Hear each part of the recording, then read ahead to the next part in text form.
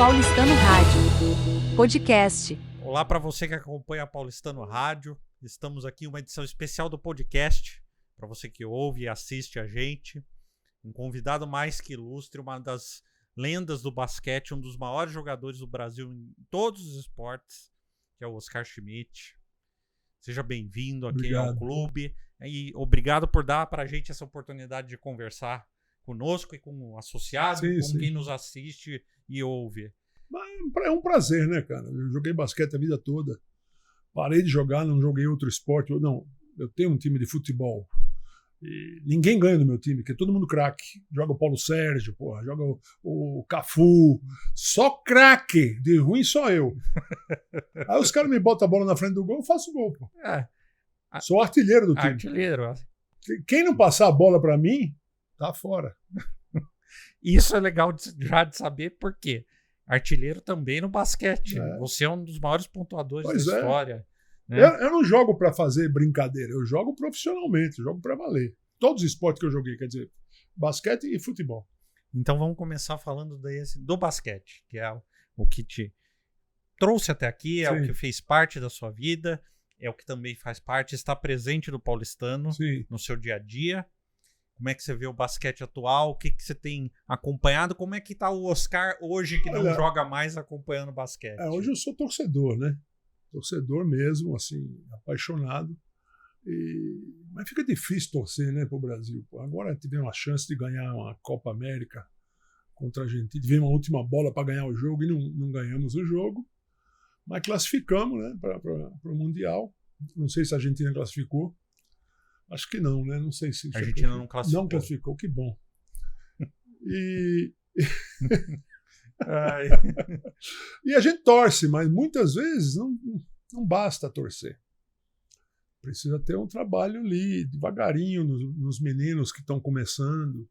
Entendeu? Se você ficar na frente de uma favela, sentado, olhando só quem entra e quem sai, você não vai acreditar na quantidade de talentos, assim. É impressionante, cara. Aí você chega pro cara e fala, você fez algum esporte? Ele falou, não fiz. Porra, não fez esporte. Cadê as federações para pegar esse moleque aqui e botar num clube? Oportunidade, né? Pois é, pô. E quem tem que fazer isso são as federações, né? Então, eu cansei de dar opinião também, viu? Hoje eu só torço. Então, e sua torcida também continua, claro. Boa, né? Boa, pô. O time do Brasil classificado para o Mundial. A gente tem um campeonato forte aqui com os clubes, né?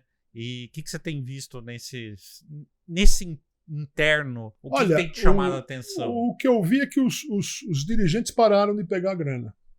Isso já é um negócio assim assustador de bom. Porque o jogador não é bobo. Ele fica olhando o que tá entrando de dinheiro e o que está sendo... Imagina, a gente era assim quando eu jogava.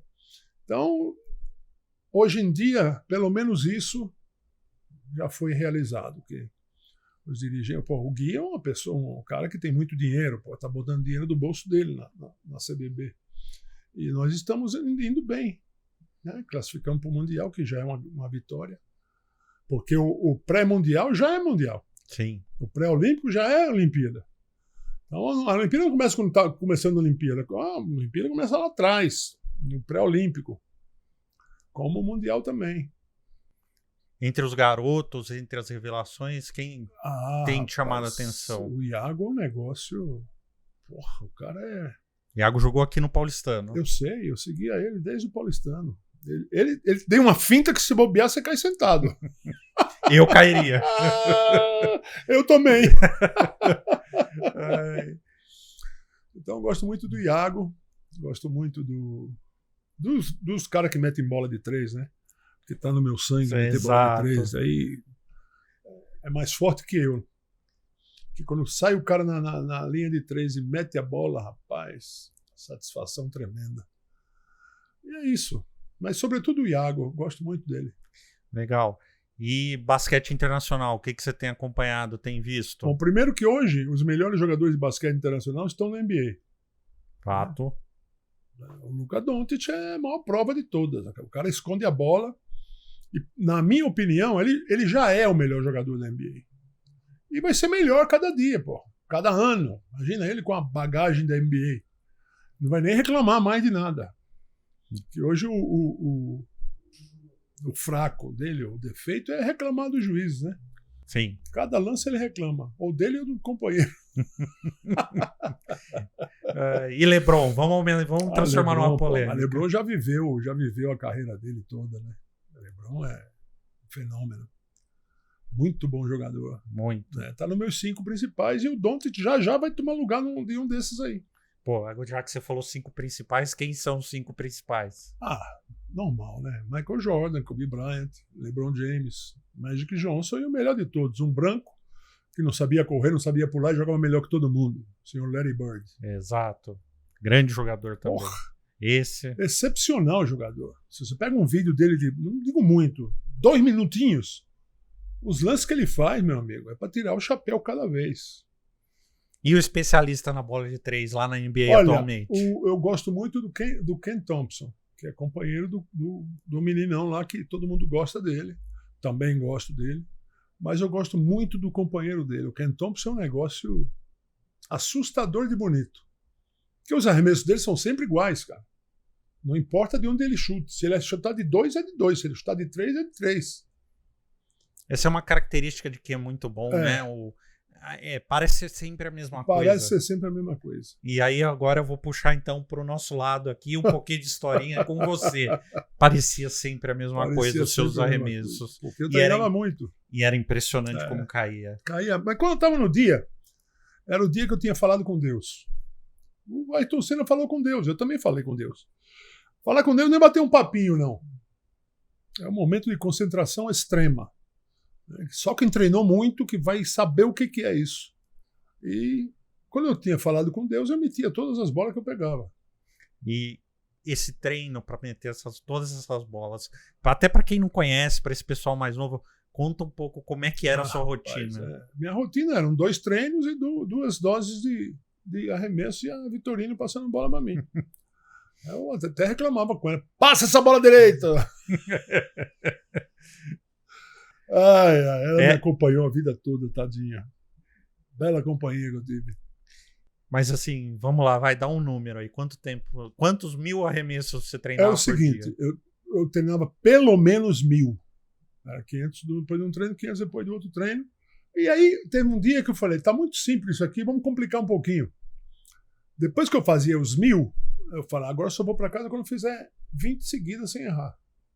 Okay. E eu estava treinado, ia no máximo na terceira. Quente ali, né? Exato. Mas quando não ia, 18 toin, 1, 2, 17 toin, 1, 2. Teve um dia que eu fiquei umas 2 horas para fazer as 20. E quando eu fazia a 20ª, eu continuava para ver até onde eu iria. Chuta em quanto parou isso? 50? 90. Nossa senhora. De 3. De 3. Sem errar. 90 seguidas de 3 sem errar. Sem errar. E o Olívio passando bola para mim, o time do Flamengo todo sentado. 60.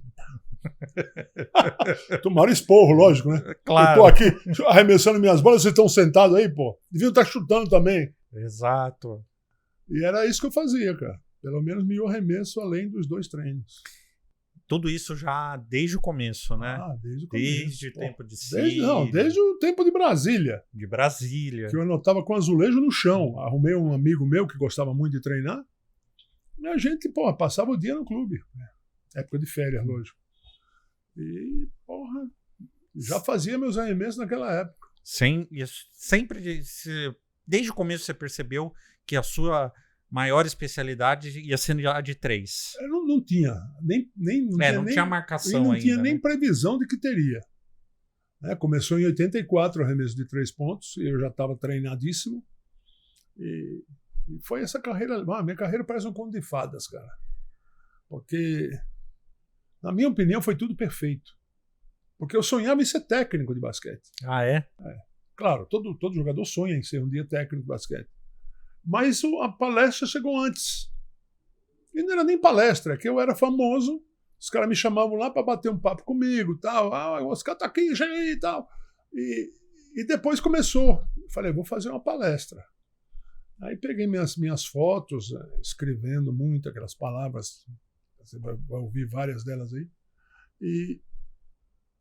e nasceu essa palestra aos poucos, com muitos defeitos, lógico, porque todo mundo tem os seus defeitos, eu também tinha, e aos poucos eu fui melhorando, e cheguei num negócio assim, eu nunca imaginei que eu fosse ser palestrante, cara. Coincidências da vida, né? Até para quem tá ouvindo e assistindo a gente e não sabe, o Oscar tá aqui no Paulistano para fazer uma apresentação, uma palestra para os associados e convidados nesse mês de março. Para esse pessoal, uma palhinha, pode ser pequenininha, mais ou menos, quem vem na sua palestra sai sabendo o quê? Viu o quê? Sai sabendo que se não treinar, não vai jogar. Você, para jogar bem, você tem que treinar, cara. E eu tinha o hábito de dizer que dor e cansaço faziam parte do uniforme do atleta. E é a pura verdade. Sem dúvidas. Sem pressão você não melhora. Agora, se você tem um técnico que te bota pressão, se você tem um companheiro que te bota pressão, você vai jogar à força. E aí vamos já então também puxar um pouquinho para isso. Que técnicos e companheiros te botaram pressão na carreira? Rapaz, geralmente era eu que botava pressão nos outros, né? Mas eu tive grandes companheiros, cara. Muita gente fala de mim, mas o melhor jogador que eu vi jogar foi o Marcel, cara. Eu concordo, eu adorava ver vocês dois. Cara, sem dúvida alguma, porque eu cheguei na seleção, o Marcel já estava lá. E ele jogava muito parecido do meu jeito de jogar. Aí ele pensou, se eu continuar assim, a gente pode ser que não ganhe nada. Aí passou uma bola. Gostou, passou outra bola. E virou o segundo armador dentro de quadra. Quantas vezes eu arremessei bola que o Marcel que me dava a bola. Indianápolis é um ótimo exemplo disso, né? Indianápolis foi fantástico. Porque ele, além de passar as bolas, ele virou o segundo encestador também. E então, treinador? Treinador? Eu tive alguns ótimos treinadores, né? O primeiro deles foi o Cláudio Mortari, com o qual ganhei a maioria dos títulos do Brasil, que eu ganhei no Brasil, foi com ele. E ele é um cara que onde ele vai, ele ganha. Ele sabe aquele cara perfeito na técnica de tudo, fazer o time? É ele. Depois eu tive na seleção brasileira, o Ari Vidal, que me fez... Porra, o Ari Vidal era brincadeira, cara. Ele nem via o treino. Ficava lá na arquibancada olhando. Aí, de repente, ele dava um estalo nele. Quero que o treino pegue fogo. Aí botava de um lado e o Marcel do outro. Aí no competitivo... E a gente, nenhum dos dois gosta de perder, né? Já viu como é que ficava o treino. Depois eu tive o meu nome dele, o Tanjevic, que me levou para a Europa. Uhum. E, cara, com ele aprendi muitas coisas, sobretudo o giro dorsal. Que era um movimento que o Jacques Sickmann fazia cada vez que pegava na bola. É ao contrário do que os pivôs normais fazem. Tá. E eu, até o fim da minha carreira, eu continuei fazendo o giro dorsal. E ele é amor e ódio, né? Muitas vezes ele me tirava do campo e falava: você acha que ele vai perder porque você saiu? Vamos ganhar, meu. E ganhava o jogo, cara. Ele entende tanto de basquete, ele parece que ele prevê o que vai acontecer no jogo.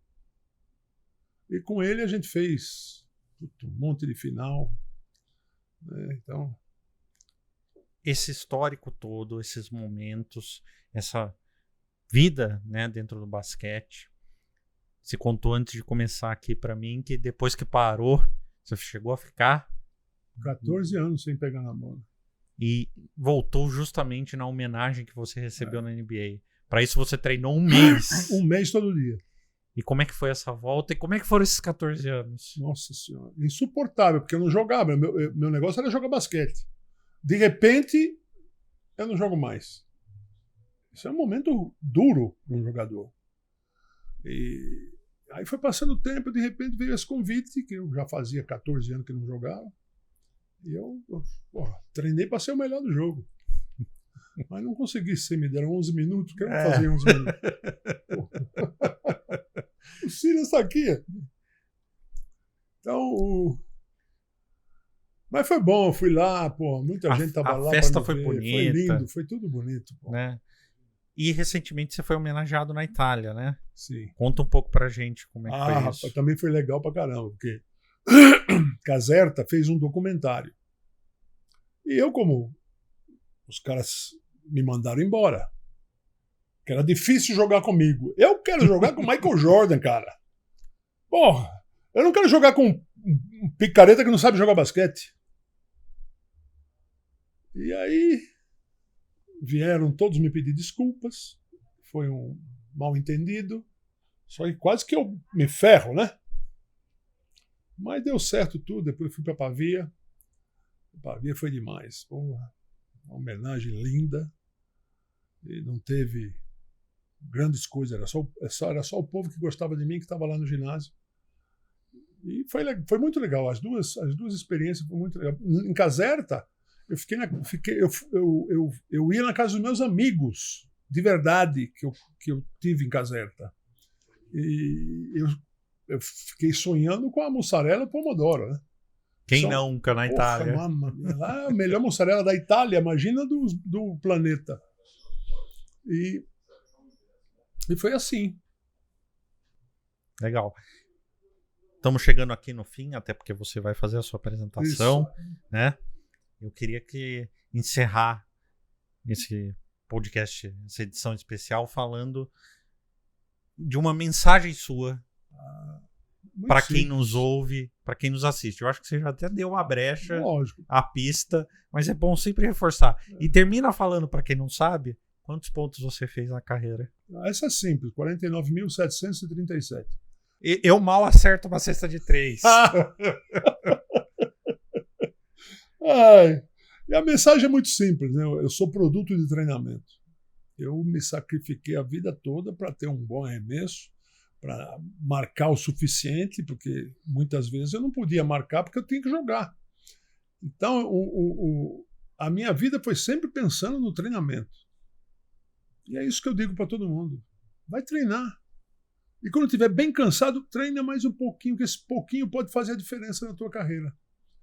Sobretudo para os pais que têm filhos que jogam, né? Deixem teu filho treinar. Senão ele não vai jogar. É em todo lugar. Simples assim. Inclusive aqui no Paulistano, seja qualquer outro clube. Tendo a oportunidade, aproveitar. Se você tem uma quadra para você, cara, você tem que aproveitar, meu. E os teus pais, as pessoas que comandam tua vida, têm que respeitar esse momento. E se você não reconhece isso, aí sim você tem que tomar umas palmadinhas. Bom, prazer enorme falar com você sempre. Né? E agradeço para quem assistiu, para quem nos ouviu aqui na Paulistano Rádio. É só continuar acompanhando. Se tiver alguma pergunta, alguma dúvida, pode deixar nos comentários que a gente encaminha e responde depois com o Oscar. Não esquece de curtir e compartilhar, tá? Obrigado mais uma vez e até a próxima. Até uma próxima, né, Oscar? Até uma próxima. Aguardamos. Aí a gente fala com bastante tempo. Boa.